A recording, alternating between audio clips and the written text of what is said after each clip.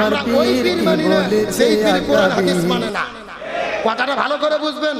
আমরা ওই মুরব্বী মানি না, ওই আকাবির মানি না, ওই উস্তাদ মানি না, ওই হুজুর মানি না, ওই ইমাম মানি না, ওই খতিব মানি না যেই ইমাম খতিব হুজুর আকাবির কোরআন হাদিস মানে না। গত এক সপ্তাহ ধরে বাংলাদেশের একজন সুনামধন্য শিল্পী মশিউর রহমান ইনি একটা গান বের করেছে ইসলামী সঙ্গীত, যেই গানটা নিয়ে তুমুল সমালোচনা চলতেছে, তর্ক বিতর্ক চলতেছে।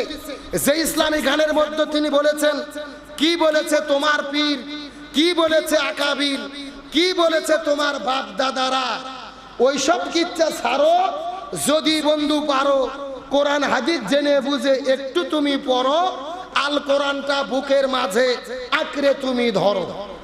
এটা হলো তার গানের কথা। কথাগুলো শুনতে আমাদের ভালো লেগেছে, চমৎকার কথা বলেছেন।